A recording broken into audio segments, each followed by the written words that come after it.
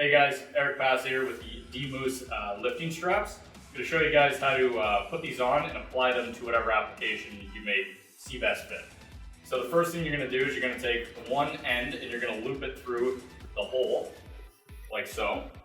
You're going to put that through your wrist so that that lace is facing over top of your palm. You're going to tighten it so that it's snug on the wrist. We're going to do the exact same to this side. Make sure the strap is on top of the hand, okay? Next up, what we're gonna do, I'm gonna put the bottom side under the bar, and I'm gonna begin to wrap over the desired part where I wanna grip the bar. I'm gonna loop it over top of itself until I have no more slack left, and then once I'm ready, I'm gonna take that grip. Now this is the only challenging part about using lifting straps is you gotta do it with one hand now. So once again, the strap goes under, I grab the slack, take it out, loop it over top